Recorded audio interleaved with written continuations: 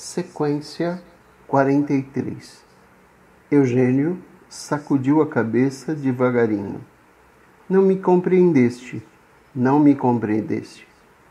Procurava uma oportunidade para falar no caso de Dora e de Simão. Olha, menino, prosseguiu Felipe, não há sentimento mais humano do que querer gozar a vida. O mundo é dos ativos, dos que acordam cedo e dos que têm a audácia de dar os grandes golpes. Vocês, sentimentais, vivem falando em humanidade e, no entanto, não são humanos. São mais uma espécie de santos. No fundo, doentes. O mundo não precisa dos doentes. Os doentes são uma pedra no caminho dos sãos. Se eu não construísse essa casa, se fosse um simples empregadinho de escritório ou de loja, acho que teria a impressão perfeita de que estava morto. Morto. Tirou o chapéu. O vento revolveu-lhe os cabelos. Eugênio acompanhava com os olhos a marcha do veleiro no rio. Só uma verdade, continuou Felipe. O forte engole o fraco, e para o fraco só há uma esperança, é fazer-se forte e entrar na competição. Por que é que eu admiro Mussolini e acho que o regime ideal é o fascista, o do braço de ferro? Porque ele não anda com essa conversa mole de santo. Olha só, o forte engole o fraco, e para o fraco só há uma esperança. É fazer-se forte. Choramingaram, falaram em pobres negros massacrados, etc. Mas os da minha têmpera pensaram nas belas estradas que Mussolini vai abrir naquela terra selvagem, nos edifícios que vai construir, nas plantações que vai fazer. O massacre durou meses, mas esses edifícios, estradas e todos os outros benefícios da civilização italiana vão durar toda a eternidade. Eugênio escutava-o ainda com os olhos fitos no veleiro, que rumava agora para uma das margens do rio. Eternidade, murmurou ele. Eternidade. Você já pensou no que lhe pode servir o megatério depois da sua morte? Um homem forte nunca pensa em Deus, retrucou Felipe. Mas, apesar de tudo, sente que Deus existe. Deus é um grande construtor. Ele saberá compreender os construtores menores. Ao mesmo tempo que ouvia o amigo, Eugênio tinha também a consciência daquela sensação de medo e vertigem, que era como que uma estranha música de fundo para as palavras do engenheiro. O vento continuava a soprar. Os elevadores subiam e desciam.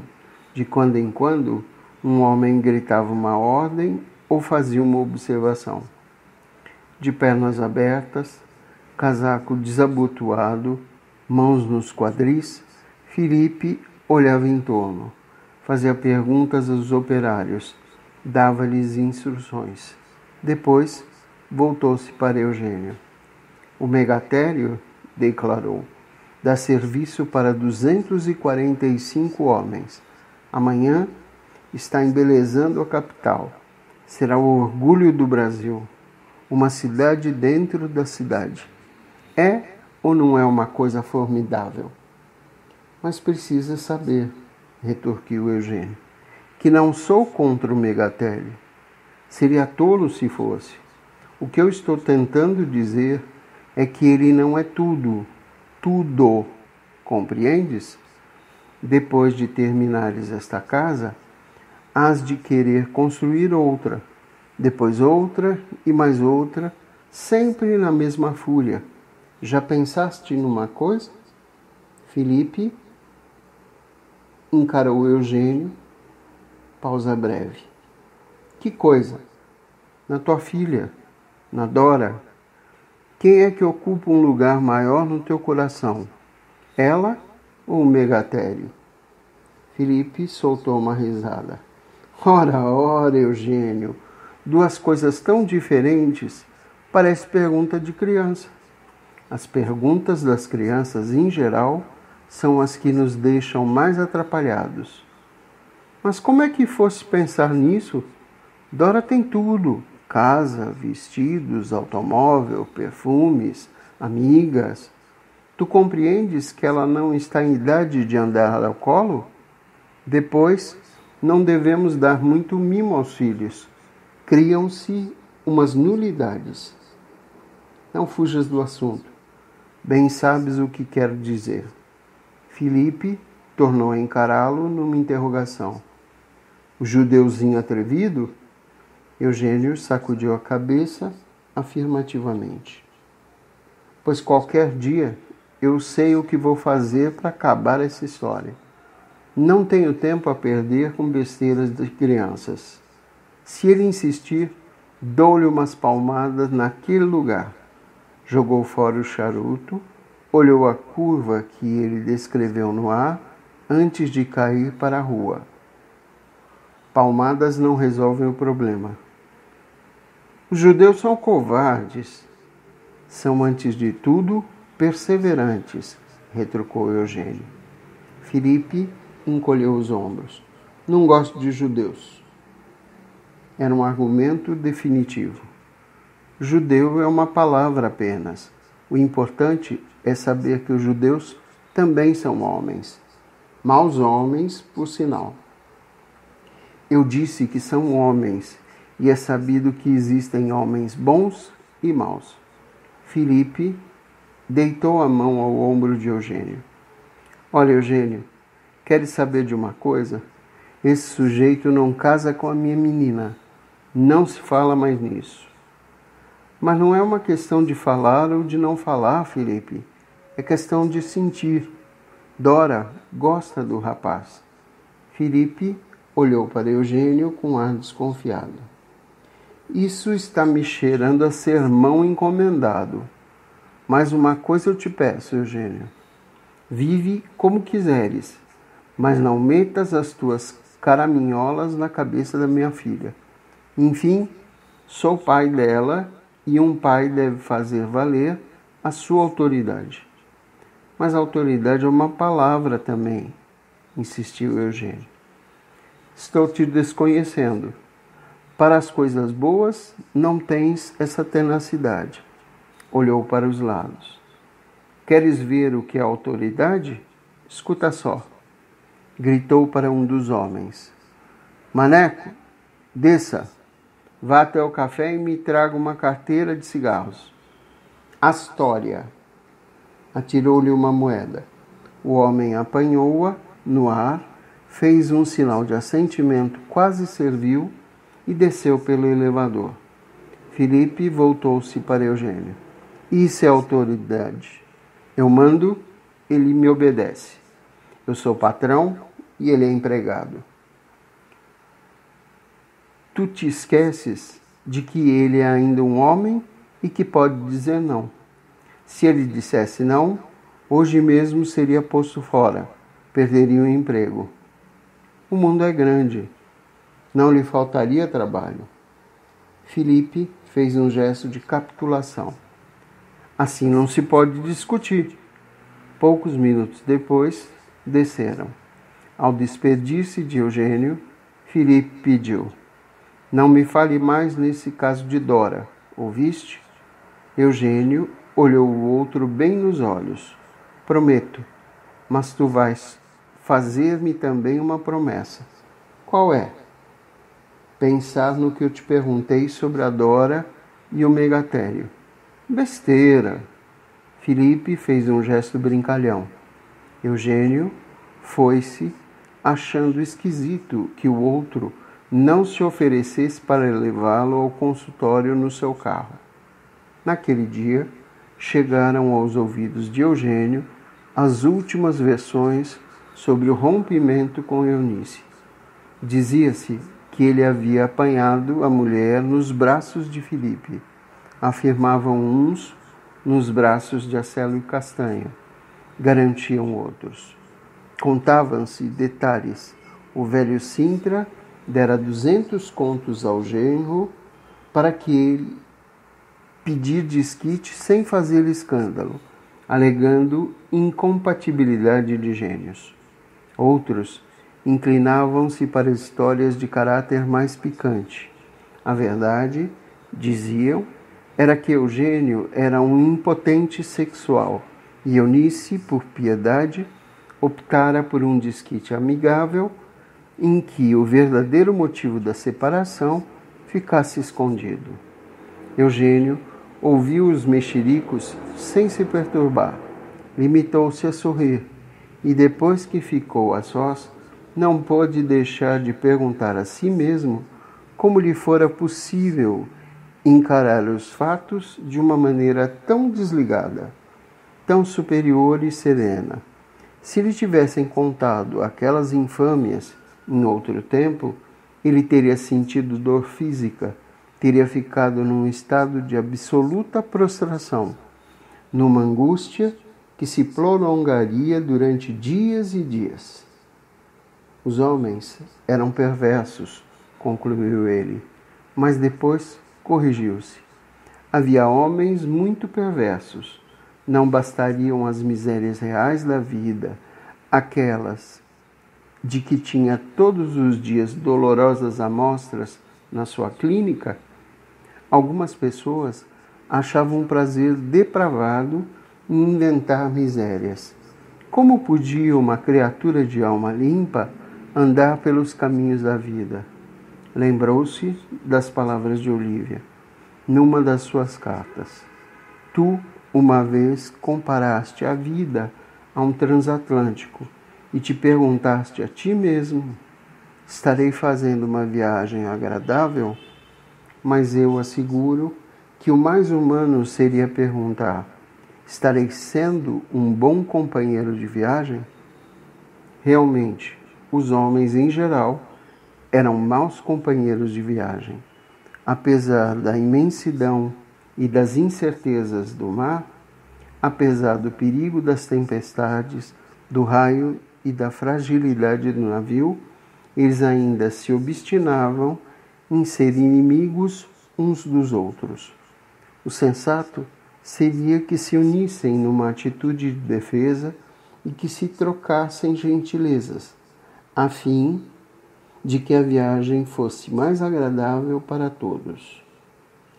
Enquanto a seringa fervia e o paciente, um rapaz magro e amarelo, esperava, sem casaco, com uma das mangas arregaçadas, Eugênio chegava mais uma vez à mesma conclusão. A gentileza podia melhorar o mundo. Se os homens cultivassem a gentileza, seria possível atenuar um pouco tudo quanto a vida tem de áspero e brutal. Eugênio olhava para o braço magro do cliente, mas na realidade só via as imagens dos seus pensamentos. A chama do álcool extinguiu-se. Eugênio segurou a seringa com a pinça. Naquela noite, em casa, releu uma das últimas cartas que Olívia lhe escrevera de Nova Itália. Fiz ótimas relações com o senhor italiano, o Dr. Cândia. Deve ter perto de 60 anos. É uma criatura esquisita. Mora há 8 anos no Brasil. Comprou terras em Nova Itália. Tem uma linda vivenda com pomar. Da minha janela, avista-se a propriedade dele. O Dr. Cândia é um solitário. Foge dos homens, mas gosta muito dos bichos. Simpatizo com ele. É um tipo alto, forte, corado, e o bigode grisalho que escorre pelos cantos da boca e lhe dá um ar de avô bondoso.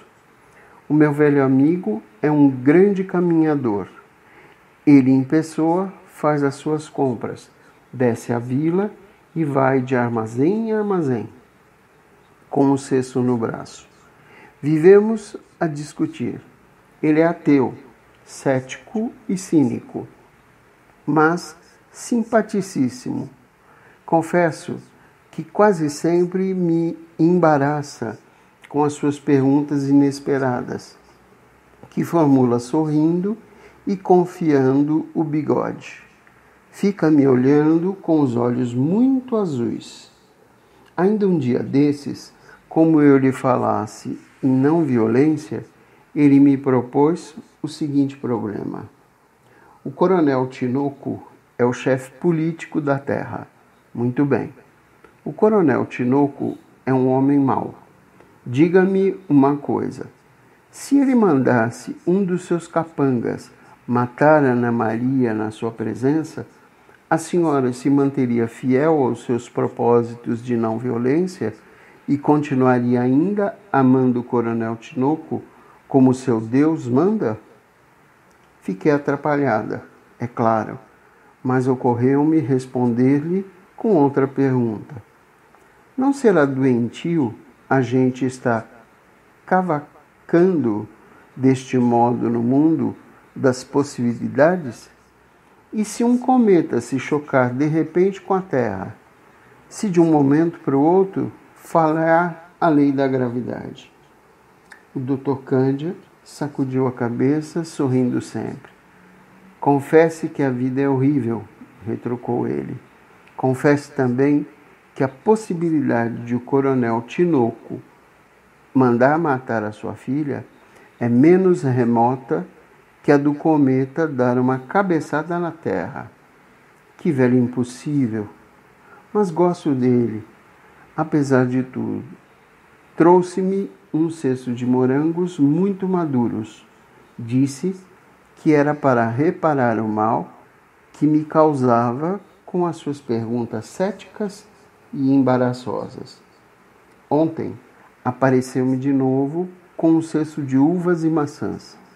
Abri um jornal, mostrou-me meia dúzia de notícias que tiveram cuidado de marcar com lápis encarnado. Roubos, desfalques, guerras, assaltos, chantagens, atos de crueldade, e disse-me num tom de mestre-escola: o mundo está cheio de criaturas perversas e audaciosas e egoístas, que não escolhem meios para conseguirem a satisfação dos seus desejos. Muito bem. O que é que a senhora, com a sua filosofia do amor, tolerância e boa vontade, propõe fazer para libertar o mundo da influência dos políticos sem escrúpulo, dos traficantes gananciosos, de todos os males que o afligem? Os patifes usam a violência. Que fazeis vós, os pacifistas? Cruzais os braços e ficais na contemplação de Deus? Sacudi a cabeça numa negativa vigorosa. Convidei o Dr. Cândia a sentar-se. Tomei de um lápis e de uma folha de papel, disposta a mostrar-lhe que o meu plano de campanha nada tem de vago, passivo ou fatalista. Congregar os homens de boa vontade, partidários do pacifismo, e determinar a cada um a sua tarefa, tendo em vista que todos, desde o artesão mais humilde até o intelectual mais reputado, podem prestar serviços à causa dentro do raio da sua atividade. Devem usar-se as armas do amor e da persuasão, fugir sempre a toda e qualquer violência, mas saber opor-se à guerra e aos outros com coragem serena. Sequência 44. Mobilizar todas as forças morais e utilizá-las na guerra, à guerra e aos outros males sociais. Fazer que homens de espírito são, desinteressados e lúcidos, subam aos postos de governo e fiquem senhores da situação. Educar as crianças, procurando dar-lhes, desde o jardim da infância, uma consciência social, procurar influir em todos os meios de publicidade moderna, literatura, cinema, teatro, imprensa, rádio, fazendo boicote de tudo quanto é mal e vicioso. Não esquecer que o exemplo individual é uma poderosa arma de propaganda. Não esquecer, estar disposto ao sacrifício e nunca fugir à luta. Dar assistência eficiente à infância. Encher o país de escolas, hospitais e dispensários. Conseguir aos poucos a socialização da medicina. O Dr. Candia leu estas proposições, sorriu, sacudiu a cabeça devagarinho e acabou dizendo que eu era muito jovem, imagina, e que não conhecia o mundo. As suas ideias não passam de um sonho. A força sempre há de vencer. Não há nenhuma lógica na brutal balbúrdia da vida. Retruquei-lhe que, falando com sinceridade, eu não acreditava em que se conseguisse um mundo perfeito, mas, por outro lado, tinha uma confiança absoluta em que, ao cabo de algumas dezenas de anos de reeducação, uma sensível melhoria de vida se havia de operar. Não só isso, seria também possível obter alguns resultados imediatos bem apreciáveis. Fique então com a bela ilusão, concluiu ele, amável. Isso conforta. Deu-me um lindo cacho de uvas, 2 maçãs, um beijo na testa e se foi. Eugênio tornou a guardar a carta. Olhou para o retrato de Olívia, que estava debaixo da lâmpada. Estendeu-se no sofá com os olhos fitos nele. E assim adormeceu. Acordou no meio da noite e imaginou, na tontura da sonolência, que estava em outros tempos. Tivera naquela noite Olívia em seus braços. A madrugada raiava e era preciso que ele se fosse, pois a mãe devia estar a esperá-lo em casa, aflita. Uma manhã, Simão foi buscar Eugênio a toda pressa para ir socorrer-lhe o pai, que se debatia numa nova crise de angina no peito. Um automóvel levou-o a toda velocidade à casa de Mendel Kanterman. Era uma casa pequena e úmida, de uma porta e 2 janelas. Logo ao entrar, Eugênio sentiu no ar que respirava a pobreza em que aquela gente vivia. Deitado ao lado, na sua velha cama de casal, pálido, encurvado e imóvel, Mendel Kanterman gemia e ofegava. Nos seus olhos, Eugênio reconheceu uma expressão que já lhe era familiar, o pavor da morte. Ao pé da cama, com a cabeça inclinada, as mãos enlaçadas e o olhar de mártir posto no marido, a mãe de Simão parecia já orar por alma do defunto.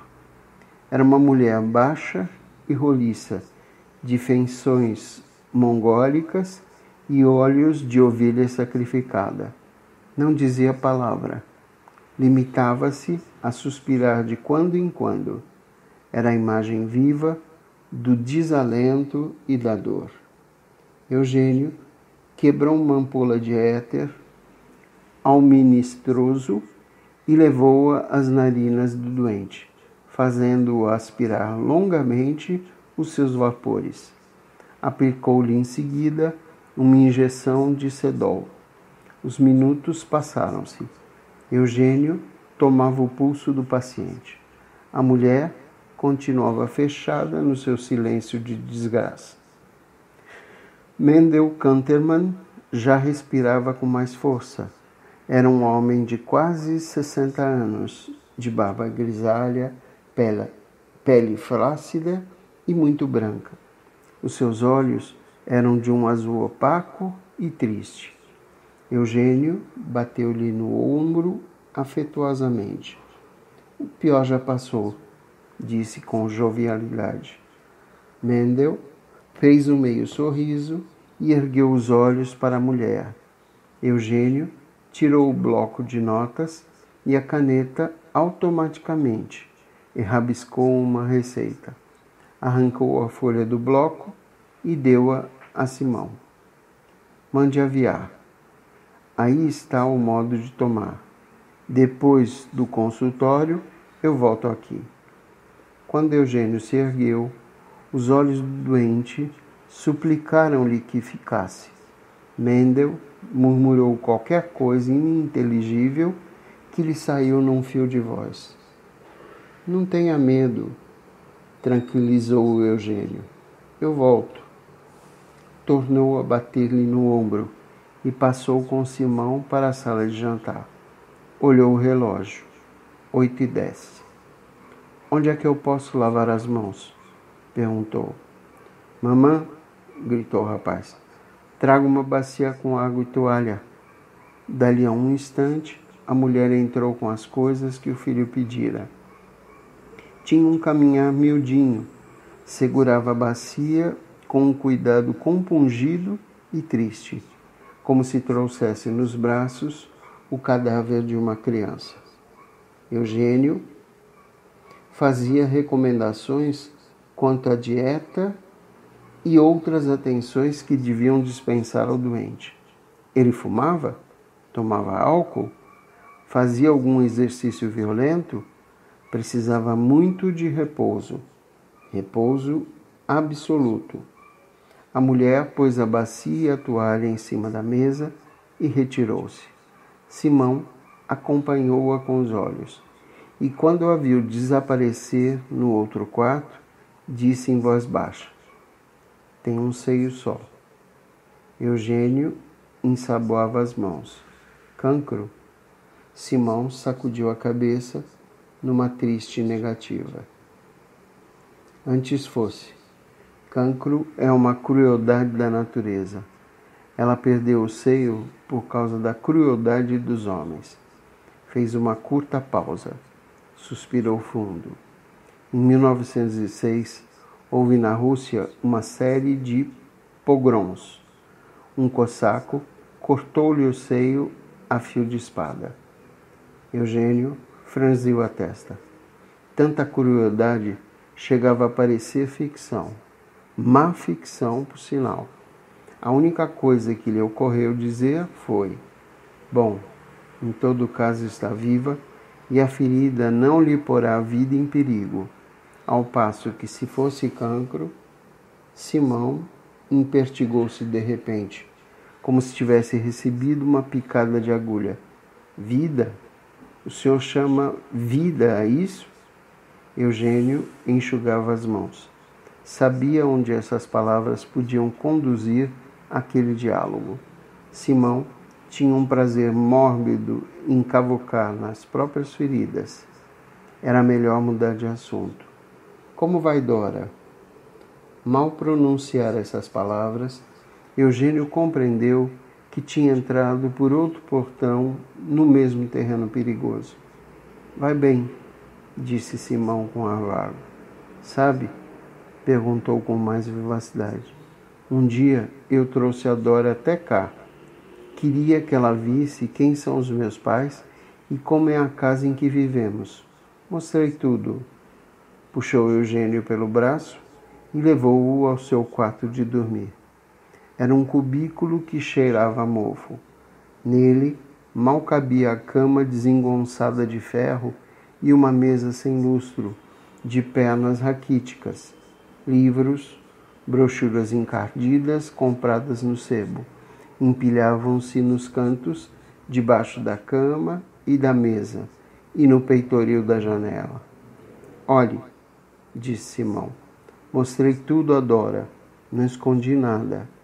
Ela conheceu meu pai, minha mãe, viu bem como eles são, bichos de um outro mundo.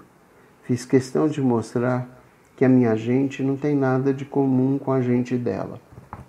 Calou-se. Eugênio perguntou: E por que fez você isso? Por amor da verdade, para que nunca ela possa dizer que a enganei. Só por isso? Simão encolheu os ombros. Talvez também por um certo prazer doentio de torturá-la. A alma da gente tem mistérios, como se ela tivesse culpa de pertencer a outra classe. Voltaram para a varanda. Eugênio fechou a maleta e preparou-se para sair. Simão postou-se-lhe na frente, com um ar quase agressivo. Doutor, não pense que eu procurei o senhor porque não quero pagar. Quero sim, afirmou com ênfase. Eugênio sorriu. Mas ninguém está falando em dinheiro. Eu estou falando em dinheiro. Não quero que o senhor pense, mas eu não estou pensando em coisa nenhuma. Preciso deixar isso bem claro. Quero que o senhor mande a conta. E se eu não quiser mandar? Simão não teve resposta imediata. Hesitou um instante e, noutro tom, a voz levemente alterada, perguntou: Caridade? E sorriu com desdém. Eugênio apanhou o chapéu constrangido. Segundo as praxes correntes, disse ele, esforçando-se para não parecer sentencioso, quem pratica a caridade se exalta. Quem a recebe, de certo modo, se humilha. Não se trata dessa caridade. Piedade, então? Tornou a indagar Simão, como quem quer a todo custo discutir. Também não é piedade. Dê a isso o nome que quiser. Espírito de camaradagem, simpatia humana, solidariedade. Caminhou para a porta. No fundo, insistiu Simão, que o seguia, no fundo, sempre uma forma de egoísmo.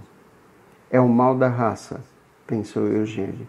A mania de discutir, a volúpia de vestir um escafandro e descer ao fundo de todas as coisas. Mas é que existe lagos rasos. E lembrou-se de um filme de Chaplin. O herói vestiu fato de banho, armou o salto elegante e precipitou-se no regato, sonhando com um grande mergulho. O regato, porém, tinha apenas um palmo de profundidade, e lá ficou Charles Chaplin com os pés para o ar e a cabeça enterrada no lodo. A troco de que havemos de nos atormentar por causa de palavras? Perguntou Eugênio. Simão agradeceu. Parecia perceber que o outro, na verdade, não tivera nenhuma intenção de tomar ares de protetor. Mas é que o senhor vive da medicina. Precisa ganhar. As minhas necessidades são pequenas. Posso viver com pouco. Agora só tenho uma ambição. Calou-se, como se parasse à beira de uma confissão. Simão esperava. Bom, desconversou o outro. Mande aviar a receita imediatamente e não deixe o velho fazer travessuras. Recomende-me a velha a Deus. Chegando à casa, Eugênio encontrou lá o Dr. Seixas, que estava sentado na sala de jantar de Dona Frida, com Ana Maria em cima dos joelhos. Com as mãozinhas aferradas nas barbas do médico, a menina cantarolava. Olha o Papai Noel, olha o Papai Noel. Seixas ria a sua risada gutural e áspera. Sacudia as pernas, fazendo a menina saltar como se estivesse sobre o lombo de um cavalo a todo galope. Larga minha barba, sua buraquinha. Bom dia, exclamou Eugênio ao entrar. Seixas não respondeu. De quem é essa carinha de sapo cururu? Perguntou ele, puxando as bochechas de Ana Maria. É do vovô, respondeu ela, puxando, por sua vez, as barbas do velho. Mas de repente, Seixas ergueu-se, pôs a menina no chão e gritou: Seu Genoca, arranjei outro abacaxi para você. Temos que carnear uma res na Santa Casa. Quando? Hoje. Agora. Ventre agudo? Direitinho. Entraram no alto de praça. Seixas contou a história. Tratava-se de uma mulher paupérrima, viúva e mãe de 5 filhos. Morava na colônia africana e tinha sido, durante algum tempo, sua lavadeira. É uma mulata velha, magra e escangalhada, mas vamos ver se salvamos ela. Para quê? Não sei. Aguentará o choque operatório?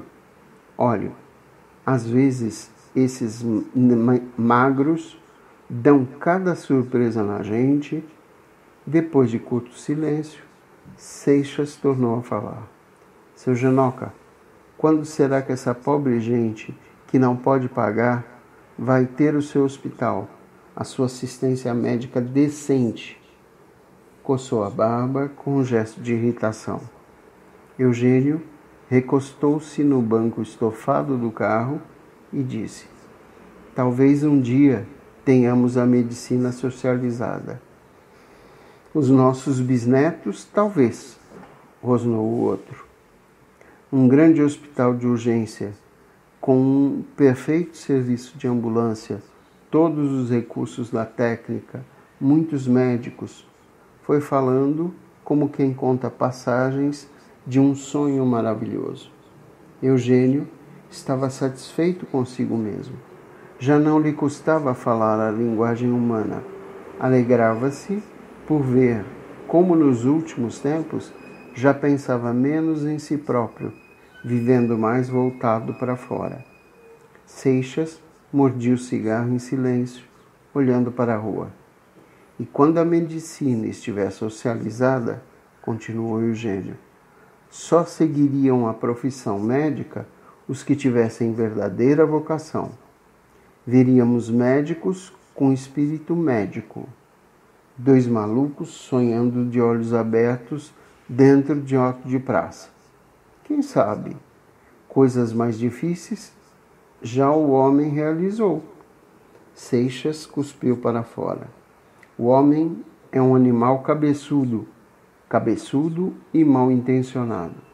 Mas apesar de tudo, o senhor gosta do bicho-homem, confesse. Sou como mulher sem vergonha, que só gosta de homem que dá bordoada nela. Em suma, o tipo do velho errado. Jogou fora o cigarro e, de repente, atirando-se para a frente, gritou: Ê, jovem, mais depressa com essa jossa! Voltou-se para Eugênio e prosseguiu noutro tom. Ainda há muita coisa errada em matéria de saúde. Ainda ontem me apareceu no consultório uma menina cheia de doenças. Por sinal, era bem graciosa, diabinha. Pensei que fosse mulher da vida. Qual nada? É casada, seu Genoca. Casada há 2 meses. Fez uma pausa para acender novo cigarro com seus dedos amarelecidos de fumo e de iodo. O homem casou cheio de porcarias. Uma barbaridade. O resultado é que ela perde o respeito ao marido e a Deus. É meio passo dado para procurar um amante. E os filhos, se vierem? Perguntou Eugênio. Nascem doentes, o pai não os saberá educar em assuntos sexuais, porque, na sua vez, não teve nenhum quem o educasse. Os rapazes crescem, enchem-se de doenças que vão transmitir no futuro às esposas, e assim por diante, numa cadeia sem fim.